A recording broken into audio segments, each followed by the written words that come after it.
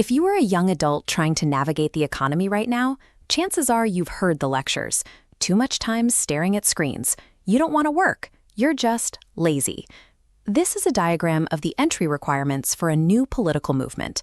To join, you have to be unemployed. You have to be lazy.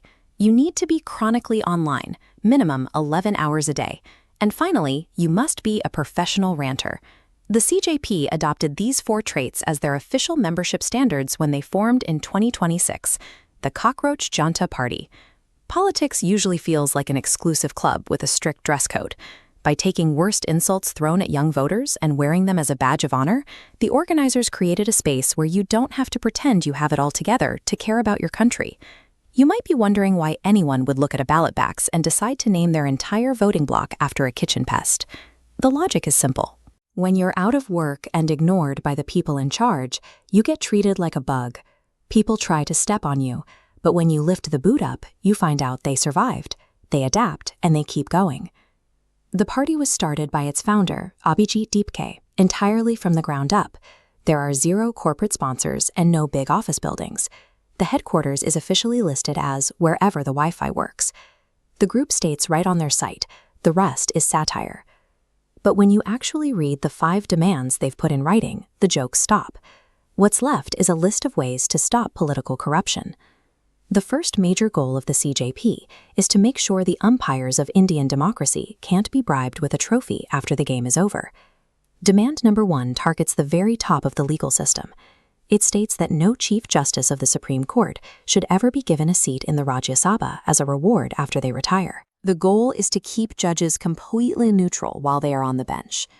Demand number 2 protects the basic right to vote.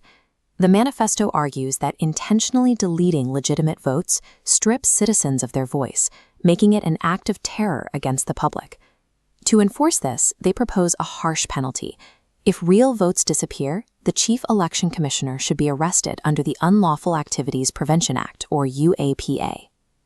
These demands do not come out of thin air. They point to a generation that has watched the systems meant to protect them fail, leaving them with deep distrust in the referees of their own democracy.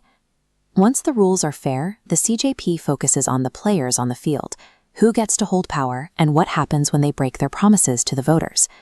This is a diagram of their third demand. The CJP rejects the old standard of 33% representation. Instead, they require that exactly 50% of all seats in Parliament and 50% of all cabinet positions be reserved exclusively for women. Then there is the issue of loyalty. A recurring problem in politics is defection, where a candidate wins an election with the support of one group of voters, only to switch sides and join another party once they are in office.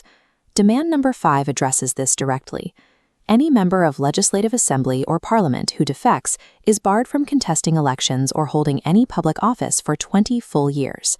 You vote for a specific platform, and you should get what you voted for.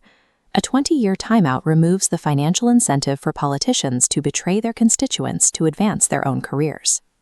This shifts the focus to how we get our information and who decides which facts reach our screens. Demand number 4 is a radical call to cancel the licenses of news organizations owned by massive business empires. The official text points directly at specific billionaires, starting with Mukesh Ambani, and next it names Gautam Adani, targeting the massive influence of his conglomerate. The demand also insists on investigating the bank accounts of Gautam media anchors, a term for broadcasters who act as mouthpieces for the ruling political party, rather than questioning them. When a single billionaire owns the company that makes the news, the company that distributes it, and the internet service you use to read it, the information stops being objective. Breaking up those monopolies is the only way to get journalism that actually holds power accountable. These 5 points reveal the party's strategy. The satire is a delivery system for heavy, systemic political critiques. Traditional campaigns spend millions on giant billboards, private jets, and focus groups. This movement is doing it with $0, using the exact online culture that older politicians mock. Humor protects them. If you attack them, you are just yelling at a joke. But underneath the laughs, they are organizing a massive demographic of young people who are tired of being ignored. It is easy to look at the scale of national politics and feel completely invisible. The system is huge, and you are just one person with a phone. But that is exactly why the founders chose their name. One bug on the floor is easy to ignore, but when millions of them gather together, they become a force you cannot look away from. When the people in charge refuse to count you, playing by their rules is a losing strategy. Writing your own rules is the only way to survive.